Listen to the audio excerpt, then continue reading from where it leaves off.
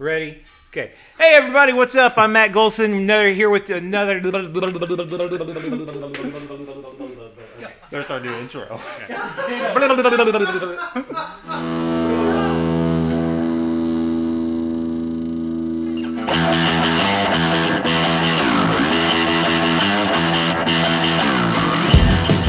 What's up, guys? I'm Matt Golson here at Soil Cycling, number, what are we on, three? Number three, our third podcast. Things are really heating up here as we get into the fall season. We do have a pretty cool race report. I'm here with my co-hosts, Justin Pohl, Gabriel Arnone. Yeah, we are the beating heart of Southern Illinois cycling here to here to carry you through today. So first thing we got on our list here is the Catalyst race results. So this thing came out of nowhere. Like, I did not know. I thought they would do one. It just was like, are they going to announce it? And then boom, it's like in 2 weeks. And so Catalyst, September, that was last weekend. Almost everybody in the room right now was in the race, except for the mechanic who was busy probably mechanicking. So yeah, he couldn't come, but I'm sure he wished he was at the race. Yeah. All right. So let's start with We'll get the I think probably the least interesting category to talk about. Let's get the not beginner. That's very interesting. Let's get what was it? Expert. We had 3 expert races, so we had our podium on the race. Oh, wonderful! Zach Wilkins, who rides for Wooden Wave out of Paducah, I'm assuming. Yep. We had Michael Norris in second, and Tim O'Reilly. I did not know Tim, but I heard from our race director, whoever her name was. I didn't really get a chance to. Who was that? Who was our race director? The woman who was so friendly. Was it and on the mic all the time. Sydney? Not on the mic? Sydney? She was on the mic a lot? Yeah. Whoever she was awesome, and she told me that he had done Leadville 7 times, so he was well equipped. Yeah, 7 times. He had the jersey. Yeah, he did have the jersey. And Michael had the jersey. Yeah, they were matching teammates almost. I know. But Zach took the win.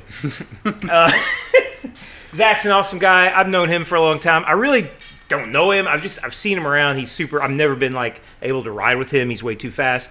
But he come through probably 5 minutes before Michael. I guess you got the times right there. It don't matter. I do have the times. I think it wasn't quite 5 minutes. It was 2.5 minutes. That was it. It felt longer than that, but that's awesome. So.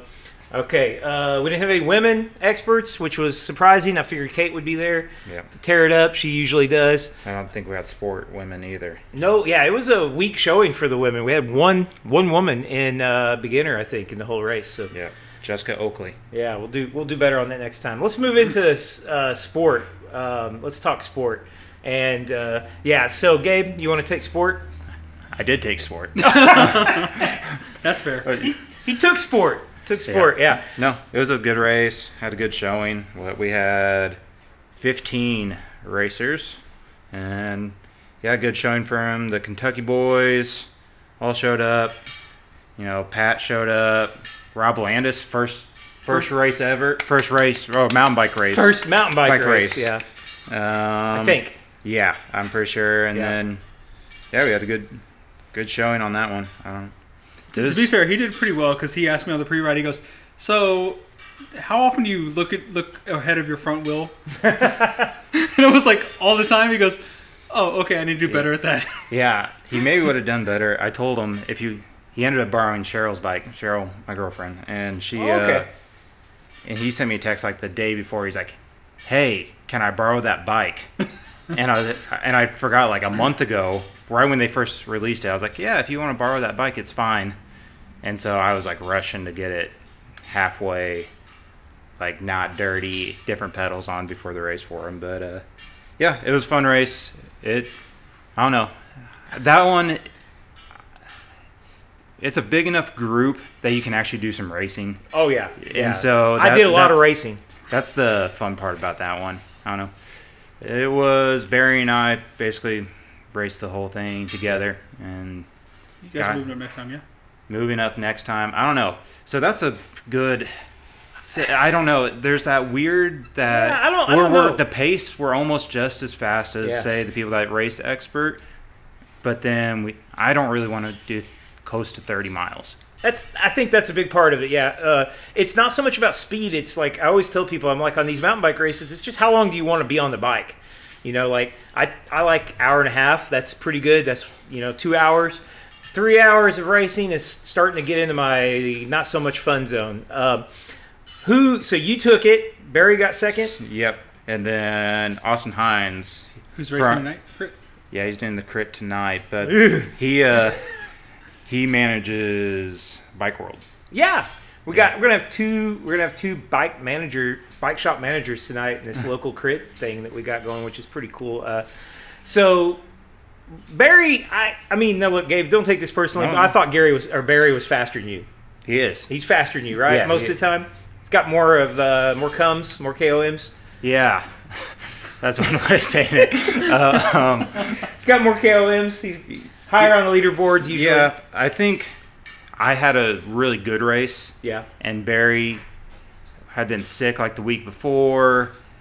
And Barry had like a B minus, maybe B plus race. He still rode fast. Oh, yeah. But I think I just had a little bit more in the tank than he did this particular day. So that does show that like you have to show up to every race because it can be your day. And I don't think we need to. I mean, if we don't tell you this, you guys, you may not realize this. You don't win a lot of races. If you do bike racing, you don't win a lot. I mean, unless you're just a freak or something, it's a big deal to win a bike race. Like, and even when they're just like 15 people local races, there's so many things that could go wrong. There's so many people who want to kill you or beat you on the bike. And nobody just says, yeah, you can have it today. This can be your day. I'm sure that final sprint was pretty intense. Yeah, it looked by the sheet, it says 3 seconds. So that's I'm 3 seconds faster than Barry when I'm having the best day I've had on a bike in a long time, and he's having a not good day. Well, I want to take a minute and talk about my race because I was super happy. I'm glad I went. I got sixth. I got the awesome advantage of being let out by Pat, who's walking out the door. Bye, Pat. Bye, guys. Have a good pod. Thank you. Pat was leading me out. So I started in the very back of the pack. I wasn't even paying attention. I didn't realize it was time to go. And I was like last out. And luckily, most of the guys in front of me weren't sucking. They were fine. We were riding fast. A couple guys, one guy did kind of blow it on some little section and got around him. And I might have been kind of bossy saying, hey, we need to pass you a couple times. I apologize if I did, but there was like one or two times I was like, hey, you got some riders behind you, but I was trying to be friendly about it. And then I got behind Pat and Rob, and it was almost like a group ride because I wasn't, it was like they were racing, but at the same time, it was like Pat was going to make sure that he didn't drop Rob, and Rob was just sticking on his wheel. We had a great, like, almost a full lap together. Pat pulled off. I followed Rob for a while. Rob crashed in a downhill.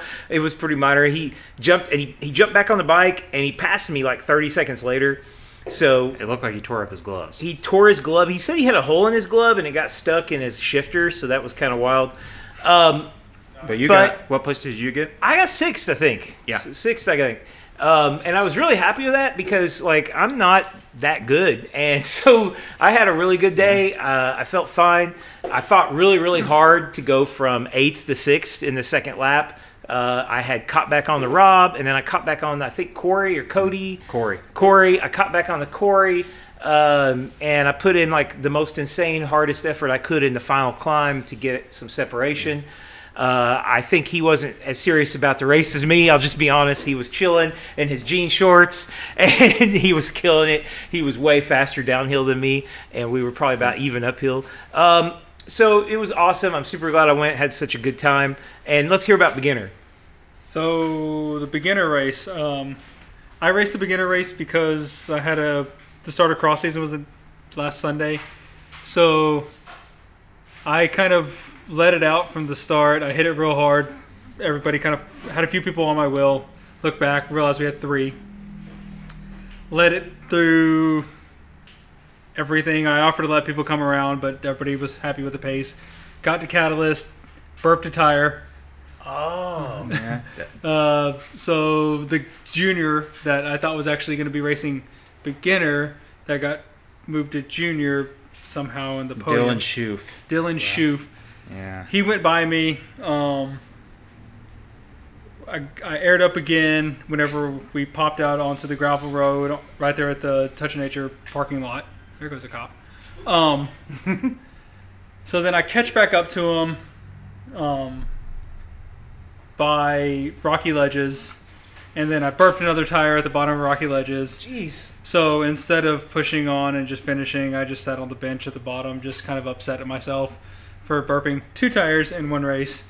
So just kind of rode it home. I think I got 5th in in the beginner, but after the juniors got filtered out, I got 3rd, so I ended up on the podium there. I was about to say, good showing by the juniors. So the juniors would have got P1 and 2. Yeah.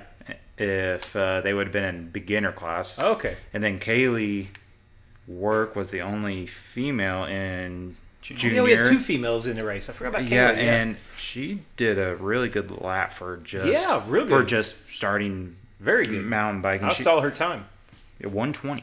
Yeah, that's pretty good. Yeah, pretty good. I've been much slower than that many times. Yeah. I had no idea you had tire issues. So when I was looking at the times, I was like, I would have won beginner. Like I was looking at it, I was like, I had a faster time than the beginners. I would have won beginner. At least I think when I looked at it. And I was like, I would have beat Justin. I couldn't believe it because, like, you know, he's quite a bit faster than me. And I was like, God, I would have won beginner. And I was like, well, then I wouldn't have got to do 2 laps and everything. But I was stunned. 4 minutes. You did a 52-minute first lap. Yeah.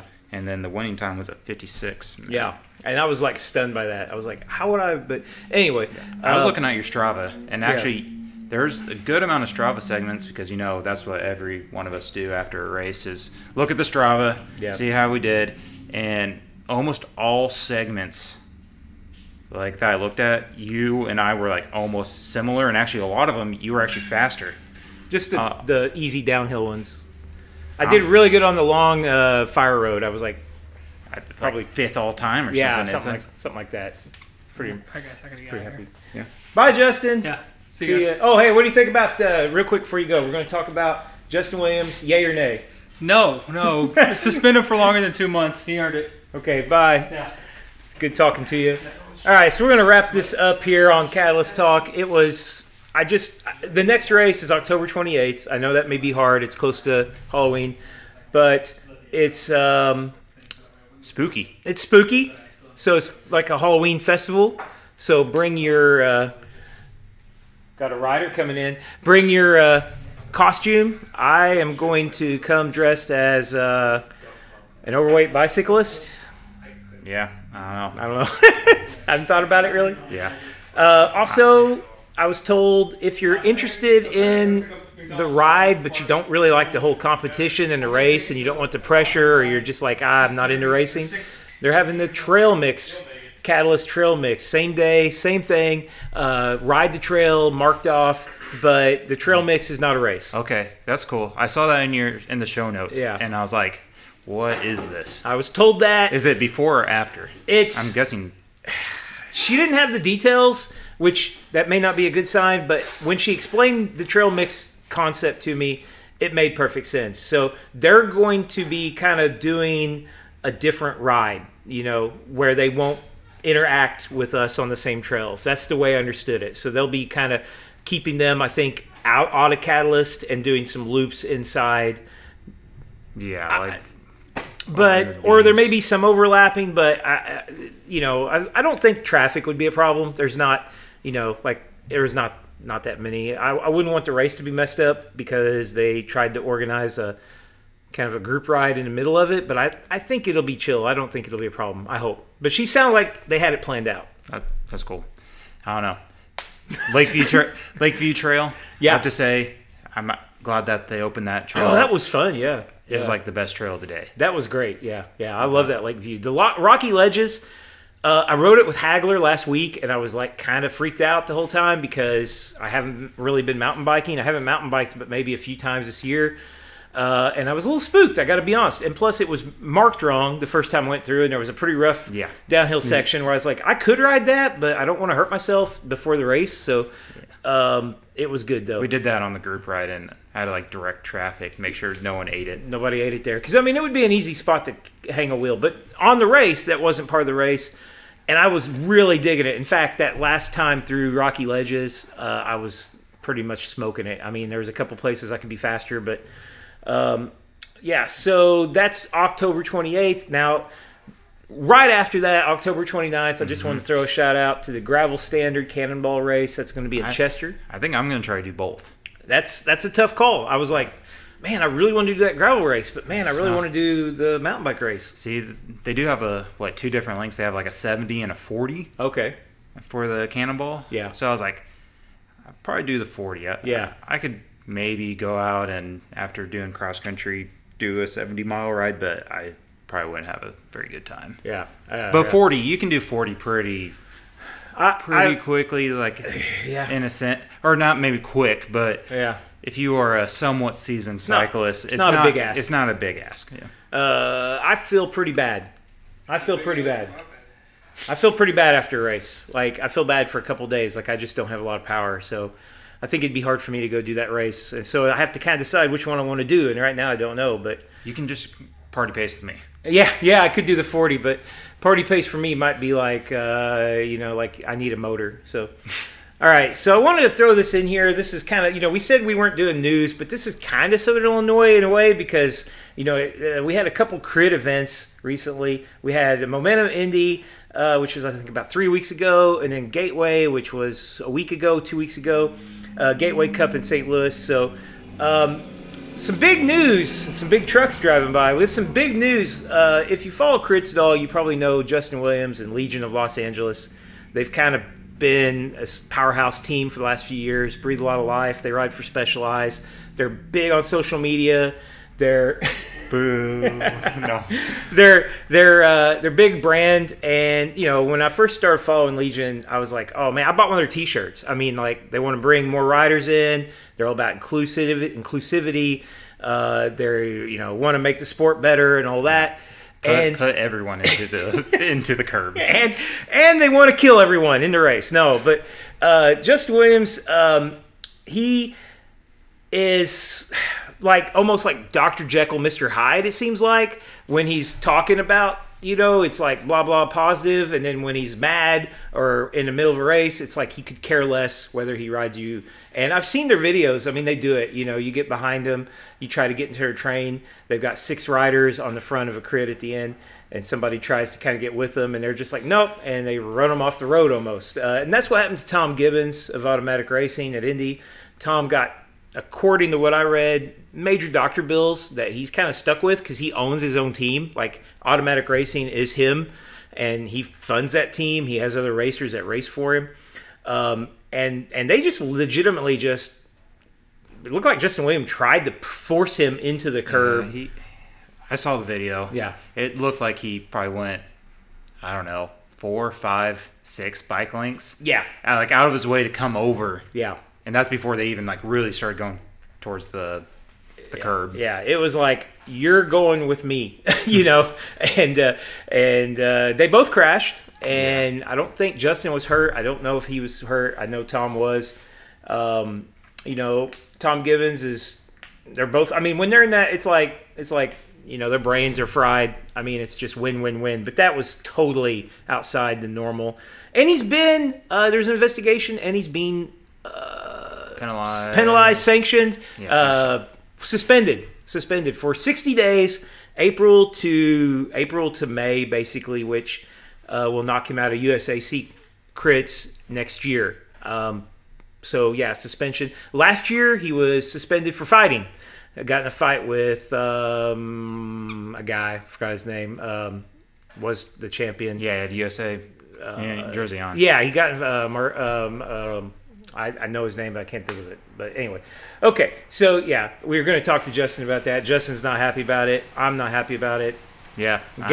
Once I saw the video, I'm not happy about it either. It was pretty egregious. It's hard to be happy about when you see something like that. It's like, the problem is, like, if you allow stuff like that, just people are going to start showing up, like I was saying, in their full faces. Yeah. And you could just dictate the race. just Oh, by yeah. pushing people around. Right, body armor. Yeah. I saw this video of these Japanese Karen riders. They show up and they got like these freaking like body pads. They look like football players, and they get out there and Karen race, which is like this weird track event.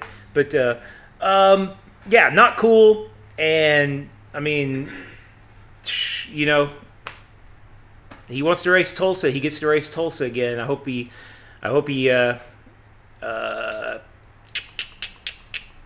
doesn't kill anyone. So anyway, moving on. The other thing I just thought was cool, if you haven't seen this, Daniel Holloway, who is a former crit champion, he has a podcast now. You know, he's competing with us with his podcast called The Call Up, and his podcast, they talk crit, nothing but crits. They followed the Is that what it's called? the Call Up.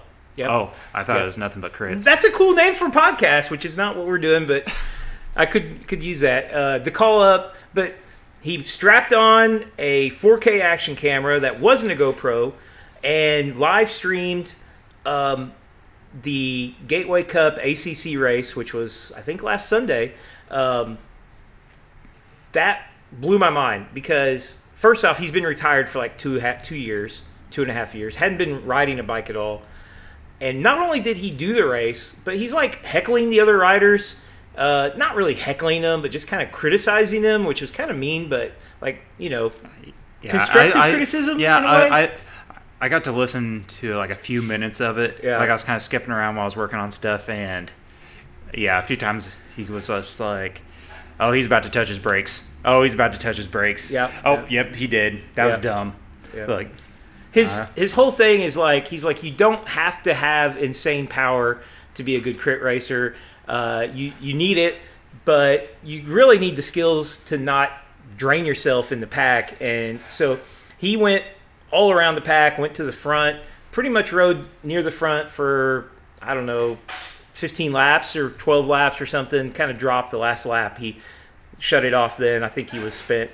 But that was incredible.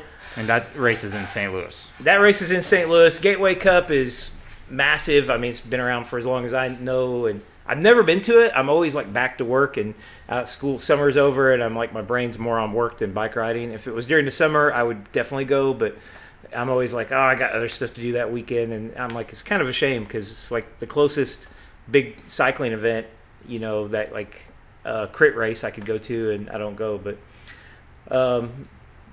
the only other thing I had for today, and we're about out of time, but I wanted to talk to Gabe, the Tech Talk. Mm-hmm. That was your first race, I guess, with the new drivetrain or Yep. the new AXS T-type. T-Type. Yeah. Yeah, What'd you think? it was good. Good? Yeah, 0 issues. I know you commented on my Strava about the gear selection. Yeah. That was cool. I didn't even know that was a thing. That was So cool. I thought that was really neat. Yeah, so you get to see kind of what gear ratios you used in a ride, I guess, so you could pick out a chainring. Yep. So that was, That's really cool. Yeah, I hadn't thought of, you know, like I knew there would be a purpose for it. I just wasn't sure what it is now that Well, you pick out chainring. yeah, and I guess I'm using the correct one. So when I looked at mine, I never used gear 1 and 2, Yeah.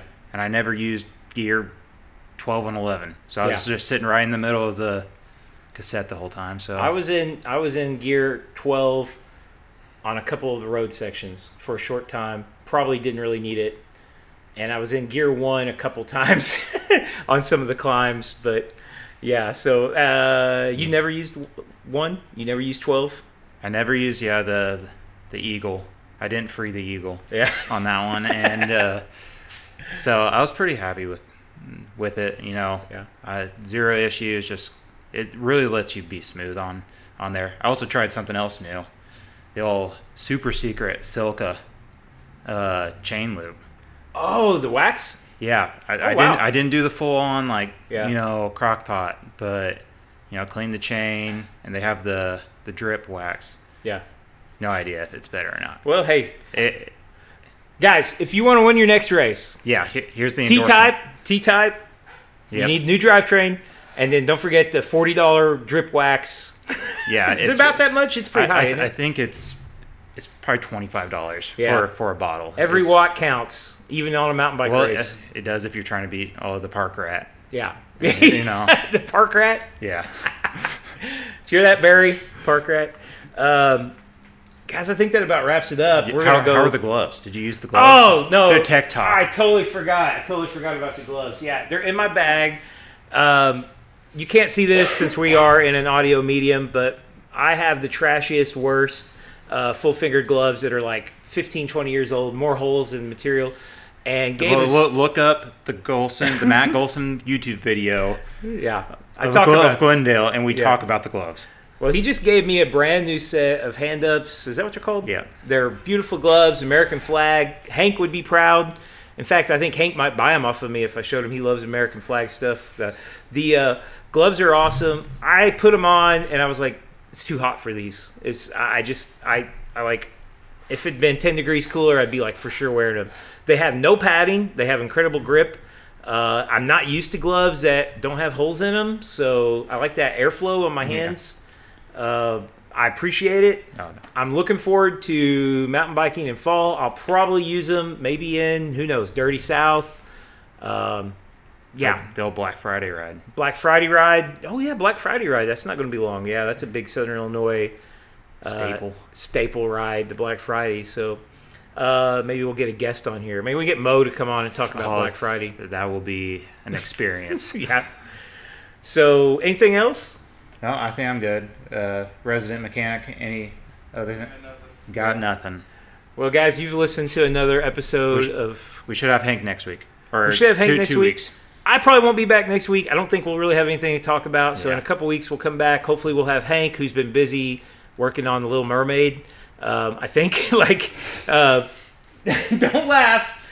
He's awesome. And he sent us a picture. He said, this is why I can't podcast. And there's like a million sea creatures running around. And so he does a lot of theater stuff. And with his kids and with himself, too. Like, not in his own way. So really cool. We'll have him back. Love to get some guests. If you're interested in being on the Soil Cycling Podcast, and you want to come soil yourself with us. Your reputation. Soil your reputation.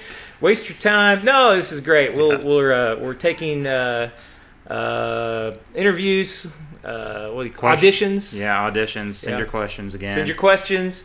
I want to also apologize real quick. I keep forgetting to list this on podcasts. So far it's been on Spotify, and But what's it under on Spotify? I don't know. Maybe it's not on Spotify. I think it's on Spotify, but I think I listed the first one on Spotify. I don't have an Apple account, and I don't want to mess with an Apple account, so that's like maybe somebody who has an Apple account will list this.